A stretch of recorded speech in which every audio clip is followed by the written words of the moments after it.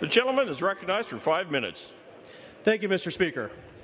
Mr. Speaker, this amendment will not kill the bill, but simply strengthen it so the House can send a strong message to China. I offer this MTR. The gentleman is correct. The House is not in order.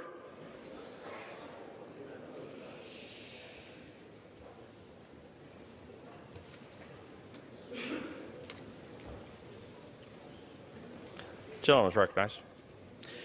I offer this MTR for a very simple reason. China is a problem. China is a major human rights violator. China is responsible for unprecedented amounts of personal data and intellectual property theft, and China's military seeks to extend its reach throughout the world. Based on my experience in the Department of Defense and in intelligence communities, I can personally attest to the multitude of threats China poses. If my colleagues across the aisle believe that part of a healthy XM bank is ignoring the issues China presents, then go ahead and vote against this MTR and guarantee uncertainty for long-term XM reauthorization. But if, like me, you understand and care about what happens to freedom and democracy around the world, and if you care about human rights around the world, and you want to see the bank reauthorized with a purpose, then please join me in supporting this MTR that imposes necessary and just requirements for entities wishing to do business with Chinese state-owned enterprises. I want to share a quote from our Speaker of the House on China.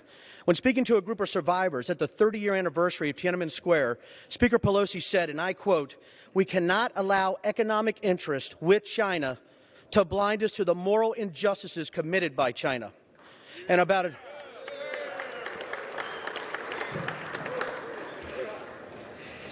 an hour ago, the Speaker came to the well and documented Chinese human rights abuses and actions and said, quote, "It is against humanity." Well said, Madam Speaker. I couldn't agree more. I would also like to add that missing from that quote is that we should not allow economic interests with China to blind us to the threats of national security. In that same vein, earlier this week, the Financial Services Committee held a hearing focused on multilateral development banks.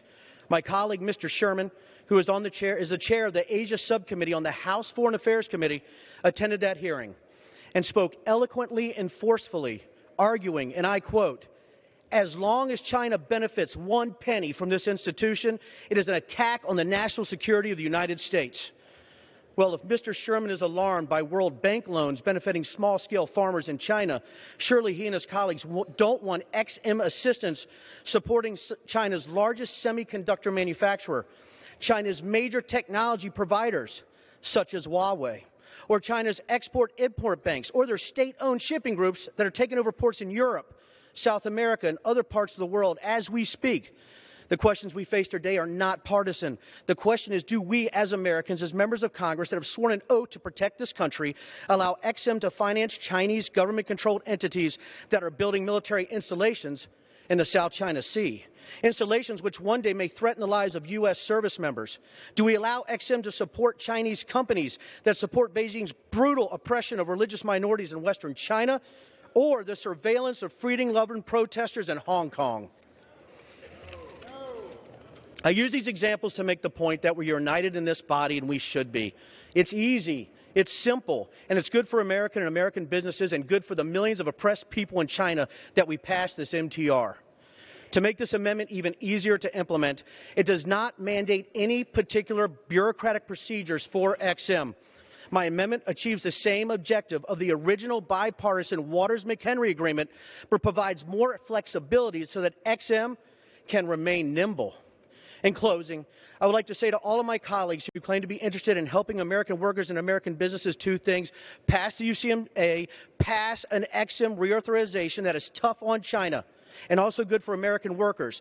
These things are not mutually exclusive. To borrow the phrase so many of my colleagues like to use, we can walk and chew gum at the same time. And we can do it easily today with bipartisan support. And if the People's House does the people's business, then the Senate will take those measures up, and the President will sign them into law, and your constituents will thank you for it. I urge all of my colleagues to join me. Thank you, and I yield back the balance of my time.